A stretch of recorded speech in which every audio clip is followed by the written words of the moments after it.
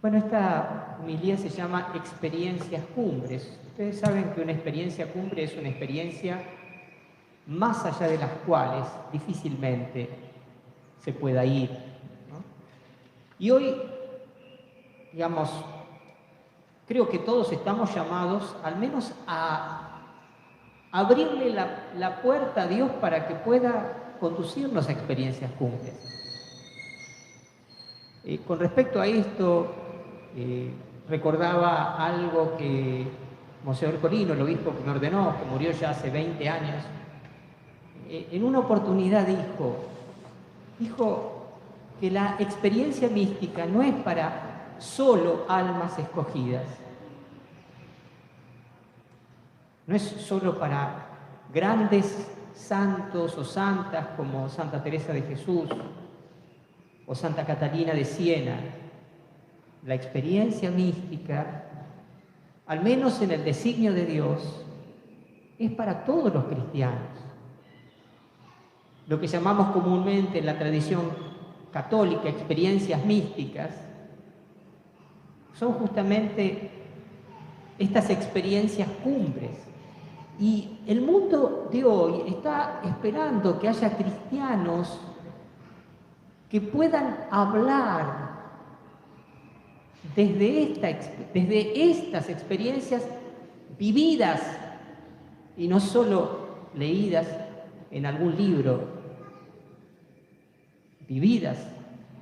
Decía San Pablo VI que el mundo de hoy escucha con más agrado a los testigos que a los maestros. El testigo es aquel que ha visto y oído y por lo tanto habla de lo que ha visto y oído. Experiencias cumbres. Pero bueno, eso que sabemos que algunos santos, como el Padre Pío, por ejemplo, u otros que recién nombré, eso que tuvieron estos grandes santos, yo, ¿qué voy a tener todo eso? ¿Qué me va a pasar? ¿A mí me va a pasar algo de eso? No, yo voy a pensar que estoy loco si me pasa una cosa así, o ¿qué va a pensar la gente que forma parte de mi familia? ¿Qué va a pensar mi esposa o mi esposo, mis hijos? Va a decir, te volviste más loco o más loca de lo que estabas. Fíjense que estamos anteponiendo obstáculos a nuestra propia esperanza.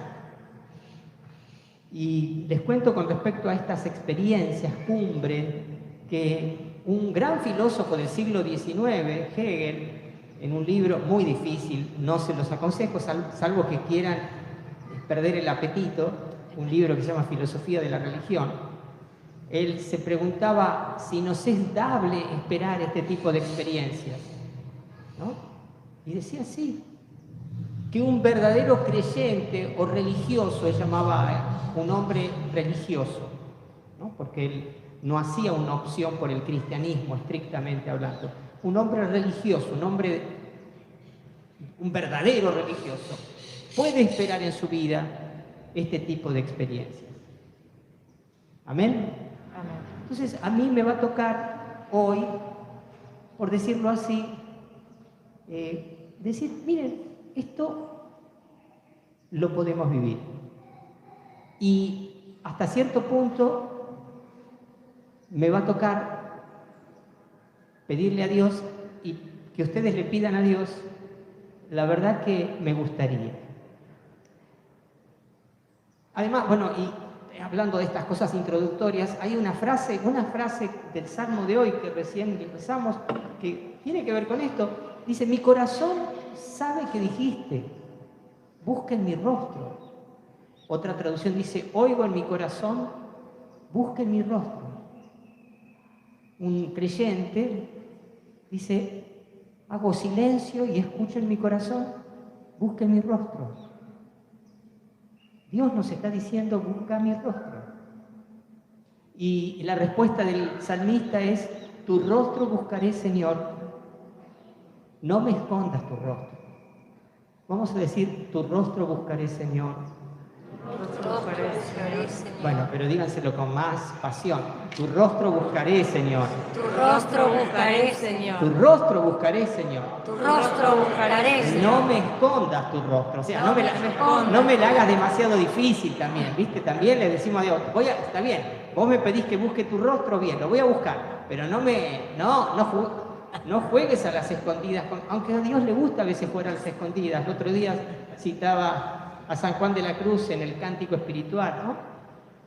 Un hombre que ha vivido una experiencia mística muy profunda y después le queda la nostalgia y decía, ¿dónde te escondiste? Te escondiste, amado. Y me dejaste con gemido. Como un ciervo huiste, habiéndome herido. Salí detrás tuyo y eras ido, en el lenguaje del siglo XVI. ¿Sí? Pues bien, ¿están listos? Todo esto fue la picadita, de la introducción. Ahora vienen dos experiencias místicas que son narradas en el Evangelio de hoy.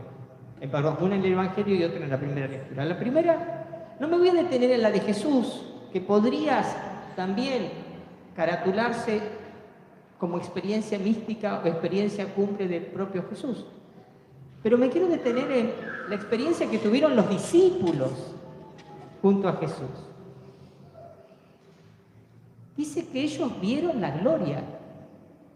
Pedro, Santiago y Juan, digan, vieron la gloria. Vieron la gloria. O sea, a ver, y al ver la gloria, evidentemente su caminar en la fe dio un salto cualitativo importantísimo. Y vamos a la otra experiencia, la de Abraham. Abraham tuvo, en el libro del Génesis se nos cuentan varias de estas experiencias místicas. La primera en el capítulo 12, la segunda en el capítulo 15, la tercera en el capítulo 17 y la cuarta en el capítulo 21. No les voy a decir cuáles son cada una de ellas, pero hoy leíamos la del capítulo, ahí se me fue el capítulo, creo que era el capítulo, ya les digo, 15. Capítulo 15, la segunda. Una experiencia en la cual Abraham quedó confirmado en dos promesas que había recibido en el capítulo 12. ¿Cuáles son esas dos promesas? Primero, una descendencia numerosa como las estrellas del cielo. Dios le dice, mira al cielo y cuenta las estrellas si puedes. Así será tu descendencia. Y la segunda promesa, sobre la que él queda confirmado, es la promesa de poseer una tierra. Abraham le pregunta, Señor, ¿cómo sé que voy a poseer esta tierra? Que vos me decís que me la vas a dar a mí y a mis descendientes. Y ahí viene ese sacrificio que él hace, un sacrificio de 3 animales y un horno ardiente, o sea, la representación de Dios que es una hoguera ardiente de amor, pasa por el medio de los animales como si yo no cumplo esta promesa que yo te hice, que me pase lo que le pasó a esos animales. En el lenguaje antiguo esa era una fórmula imprecatoria de una maldición. Dios es el que pasa por el medio de los animales partidos para decir, si yo no cumplo lo que te prometí, que me pase lo que le pasó a estos animales. Y representado por esa luz, por ese fuego, por esa antorcha de amor. Ahora bien, ¿esto es lindo o no es lindo? Lo que le pasó a los discípulos. Sí. Lo que le pasó a Abraham, ¿es lindo o no es lindo? Sí. Sin embargo, junto con esta dimensión, yo diría, atractiva, hermosa, maravillosa, de esta experiencia cumbre de los discípulos y de Abraham, hay una dimensión que, estrictamente hablando, no es que no sea hermosa, pero no sé cómo calificarla. Se las transmito con las palabras del Evangelio. Dice que los discípulos, acá estoy hablando de Jesús, Pedro, Santiago y Juan, los discípulos dice, en un momento cuando estaban en la montaña y todo eso, dice que sintieron un gran sueño, un gran sopor, una suerte de fuerza que los, no digo paralizaba, pero los aplastaba. Al punto tal que dice que ellos permanecieron despiertos. O sea, para poder ver la gloria, tuvieron que sobreponerse a algo que les estaba pasando en el cuerpo. Sentían como un gran sopor, cansancio, pesadez, sueño.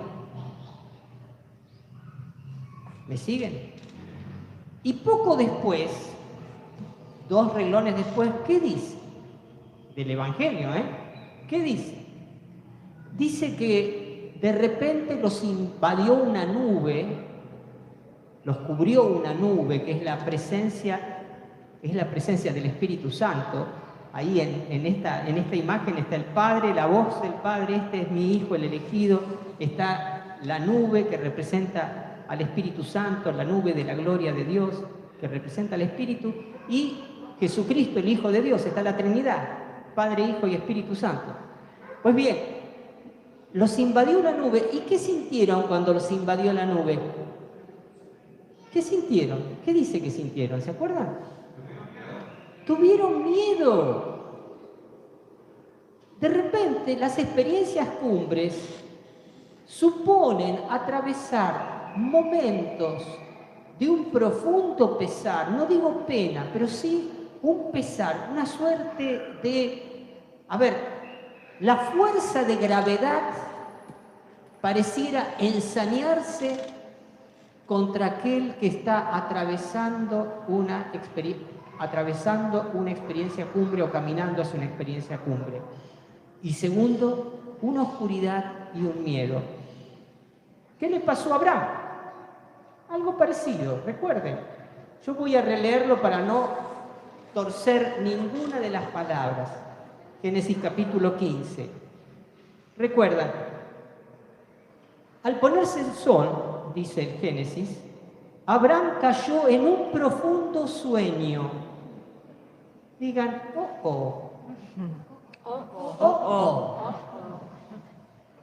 Cayó en un profundo sueño, pero solo un sueño, dice acá. No, es un sueño así, sueño de cansancio, sueño de dormir. No, estamos hablando de otro. Y lo invadió un gran temor. Digan, temor. Temor. Mira vos. Y una densa oscuridad, la nube que cubre. Cuando se puso el sol y estuvo completamente oscuro, un horno humeante y una antorcha encendida pasaron en medio de los animales descuartizados.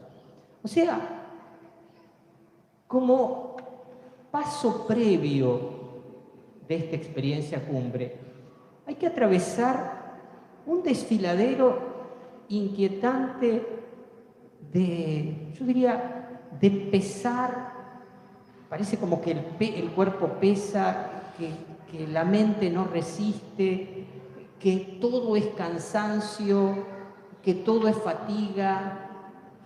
No me siento bien para nada. Esto me hace acordar, ay, miren, que el Espíritu Santo, qué bueno que es. Me hizo acordar, hace unos años atrás, estábamos dando un retiro espiritual con una comunidad terapéutica ¿se imaginan, chicos? Muchos de los cuales estaban judicializados, con problemas legales, etc. Y bueno, claro, así que nosotros estuvimos, el equipo que lo dábamos, orando todo el día y toda la noche, y a la noche nos pusimos de guardia de a una hora de adoración al Santísimo, para interceder, pero también para cuidar a los chicos, que no se escape ninguno, que se imaginan que era, y que no hagan lío, bueno, esas cosas que uno tiene que hacer cuando trabaja con jóvenes. Yo recuerdo que nos repartimos, me tocó de las 2 a las 3 de la mañana o de las 3 a las 4. Pocas veces sufrí tanto estando ante el Señor. Era un sueño que no podía resistir. me ponía de pie, me ponía de rodillas, me arrodillaba contra, me pellizcaba para que no, me pellizcaba, me cacheteaba. No saben las cosas que hacía para no dormirme.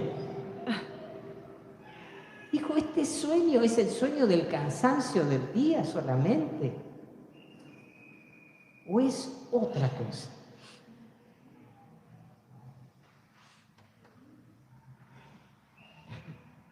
Las experiencias cumbres tienen que ver con estas realidades.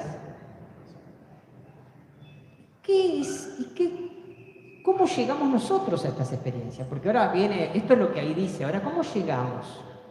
Yo diría, en primer lugar, abrirle las puertas. Diga, el que quiera, Señor, no sé, pero no sé. Pero me gustaría. ¿A quién le gustaría?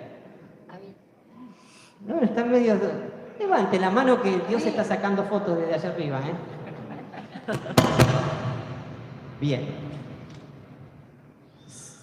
Primero, eso que diga yo, me dispongo a, me gustaría, me abro, estoy dispuesto, es la primera condición, estar dispuesto a... Porque Dios difícilmente nos invada, como Rusia a Ucrania, nos invada de esta manera, ¿no? La mayor parte de los cristianos van a navegar cerca de la costa en sus vidas, ¿no? Esto supone adentrarse mar adentro, ¿sí? En la inseguridad del mar adentro. Estar dispuestos.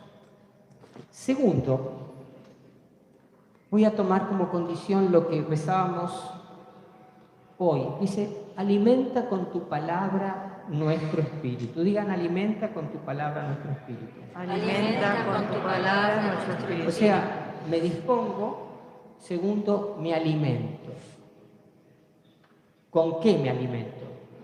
Con la palabra de Dios.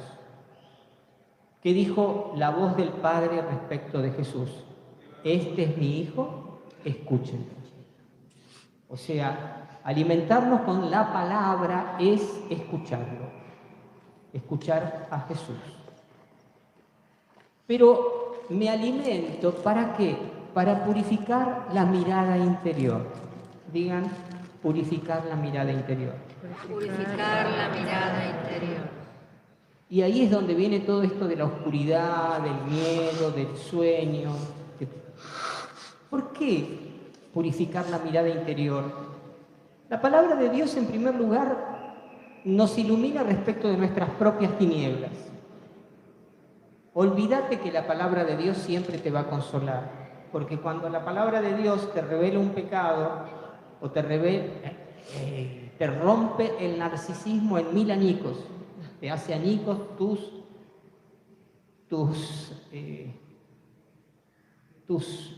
tendencias narcisistas.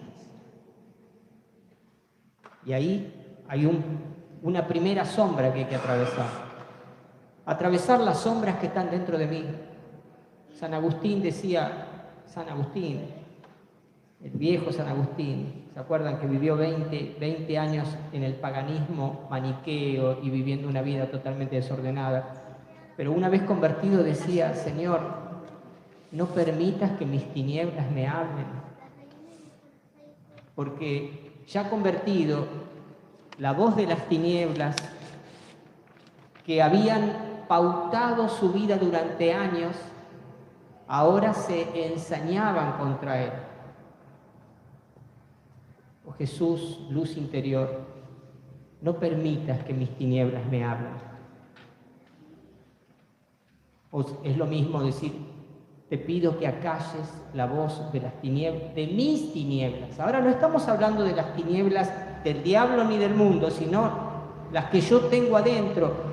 No se llegan a estas experiencias cumbres sin haber atravesado por esos valles de tinieblas que en realidad están dentro de nosotros mismos. no fue atravesar mis propias tinieblas, dejar atrás mis propias tinieblas. Esto significa muchas cosas, pero puede significar yo dejo atrás tal pecado, dejo atrás mi orgullo o mi vanidad o este vicio, dejo atrás. Pero no dejes que mis tinieblas me hablen. Pero ¿saben qué? A veces Dios deja que las tinieblas nos hablen para que recordemos de dónde nos sacó. Mis propias tinieblas, tengo que atravesarlas. Las tinieblas del mundo. Ya está ultra sabido que hay tinieblas en el mundo, no hace falta. Tinieblas, presiones, manipulaciones,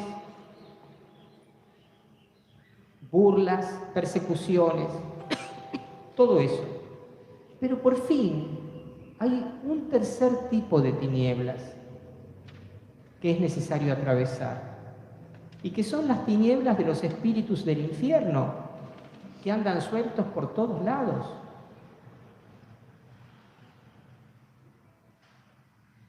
Pensar que vamos a acceder a una experiencia cumbre sin un combate con nosotros mismos, con el mundo y de alguna manera con el demonio, es ser un poco ingenuo.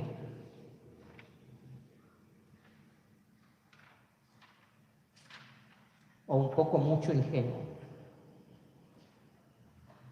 Pero una vez que uno atraviesa esta zona de tinieblas, es como las tormentas, ¿viste? Tenés que aparar. Es como las películas de Indiana Jones, ¿viste? Que tenés que pasar por todos los lugares donde... Me vino la imagen de una película que tenían que encontrar no sé qué cosa y tenían que pasar por donde un hacha y esto y lo otro y se caían los puentes. Bueno, ¿vos te crees que va a ser más fácil? ¿Te crees que va a ser más fácil? O ya viste, ya empezaron algunos de... Hoy yo levanté la mano, pero era simplemente que tenía un poco de... me molestaba acá, mosquito en la cabeza.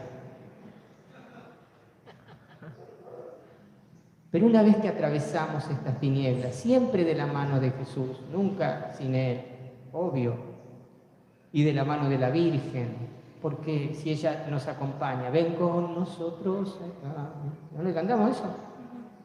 Bien, siempre de la mano de Jesús y de la Virgen. Una vez que atravesamos estos valles tenebrosos, algunos están dentro de nosotros, como recién les decía, Dios permite que veamos su gloria. Dios permite que veamos su gloria. Tu rostro buscaré, Señor, no me esconda tú. Me dijiste, oigo en mi corazón, busca en mi rostro. Tu rostro busco, Señor, no me escondas tu rostro. Es lo que pedimos. Pedimos, en última instancia, con esa frase, con esa oración, con ese salmo, vivir una experiencia cumbre de estas que nos dejan distintos, cambiados, transformados, como los discípulos Pedro, Santiago y Juan, como Abraham, para el resto de la cosecha.